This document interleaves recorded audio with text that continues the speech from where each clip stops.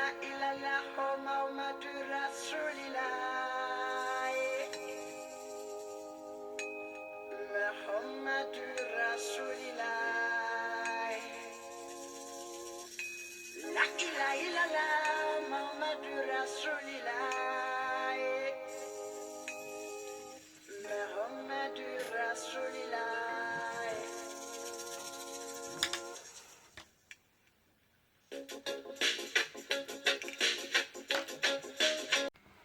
Bonsoir à toutes et tous, citoyens éclairés, salam alaikum, welcome, hola, qu'est-ce que tal.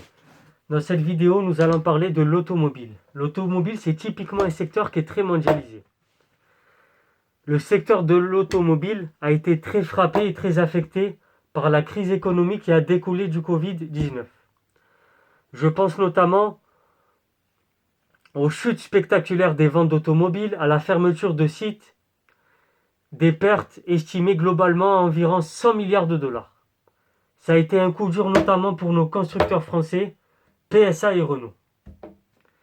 PSA et Renault avaient tissé une stratégie pour se hisser dans les 10 plus grands constructeurs mondiaux et chacun avait constitué un groupe multimarque, en se rapprochant notamment d'entreprises d'origine géographique différentes, ce qui leur avait permis de se déployer dans toutes les régions du monde, sauf en Amérique du Nord. Par exemple, Renault et PSA, c'est des constructeurs qui sont généralisés, qui sont plutôt identifiés pour leurs véhicules milieu de gamme. Le modèle le plus vendu dans le monde par chacun des deux constructeurs est une berline compacte. Je pense à la Peugeot 308 pour PSA et à la Renault Clio pour le groupe Renault. Mais comme je l'ai dit encore une fois, tous deux sont principalement et essentiellement tournés vers l'Europe et vers les pays émergents. Ça constitue leur principal marché et leur principale vente. En Europe, leur principale vente se concentre au Portugal, en Belgique, en Espagne et dans quelques pays d'Europe de l'Est. Je pense à la Roumanie, à la Bulgarie et enfin à la Slovénie. Les marchés extra-européens prennent une place croissante dans leur activité. Et le monde émergent est devenu leur nouvelle priorité. Il faut bien le comprendre.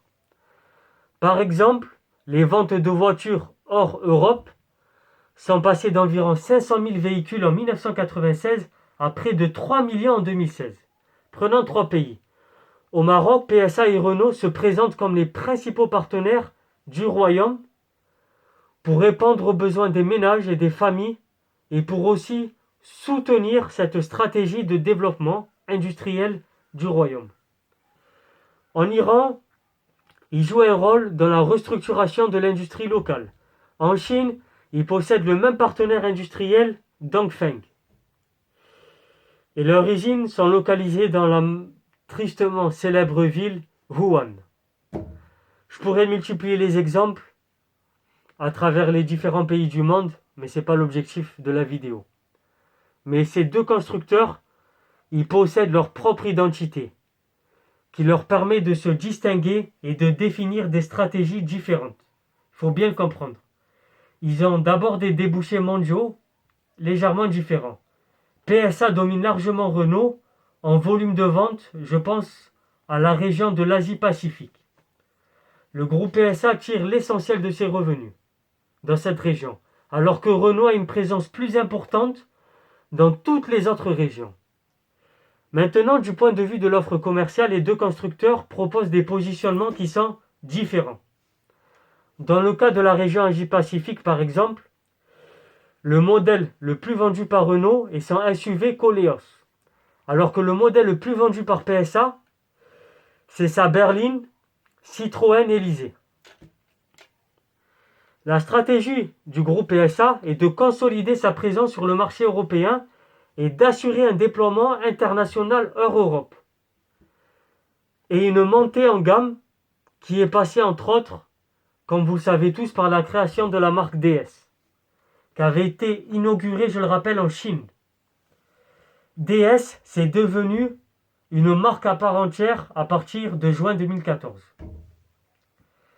Le groupe Renault a réussi aussi à se donner une stature internationale, notamment en valorisant sa marque Dacia.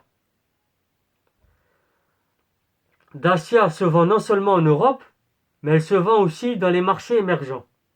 C'est une marque très populaire. Aussi le rachat du constructeur russe Avtovaz. Il confirme une stratégie d'acquisition de marques susceptibles de renforcer le marché du low cost. Un peu comme font Microsoft et Facebook, qui avaient acheté des startups à fort potentiel qui auraient pu potentiellement les concurrencer. Aussi, l'alliance constituée avec Nissan depuis 1999 et Mitsubishi depuis 2017 permet à Renault de s'affirmer sur le marché du véhicule électrique. C'est très intelligent. Les groupes automobiles français, pour rappel, ont lancé au début de l'année 2010 des stratégies pour renforcer leur internationalisation. Voilà. Avec une stratégie pour Renault en 2011 et la stratégie pour PSA un peu plus tard en 2014. La mondialisation des constructeurs émergents. C'est ça qu'il faut bien comprendre. Voilà. Renault a permis aussi, et PSA a permis aussi à certaines marques de se mondialiser. Je pense par exemple à la Malaisie avec le lancement de Proton en 83 et de son premier modèle, la Proton Saga, qui a commencé à être exporté en 86 dans les pays où on conduisait à gauche. Voilà. Cette marque avait connu un grand succès au Royaume-Uni, etc. On va pas faire l'historique de cette marque, c'est pas l'objet de cette vidéo. C'est juste pour vous montrer les bénéfices qu'arrivent à tirer ces grands groupes du marché international. Voilà. Et n'oubliez pas que la Chine avait aussi bénéficié des transferts de technologie, ce qui avait permis de développer leurs marques locales. Voilà. Je pense notamment en 2010, il y a certaines marques qui s'exportent aujourd'hui dans plusieurs pays. Je pense notamment à Chery et à BYD. Voilà. Ça, c'était pour l'essentiel des marques qui visent tous les pays autour de la Chine. Ça se vend très bien autour. Voilà. J'espère que j'ai été clair. Cette vidéo, elle avait pour but de vous montrer la stratégie de mondialisation des constructeurs automobiles, notamment de PSA et de Renault.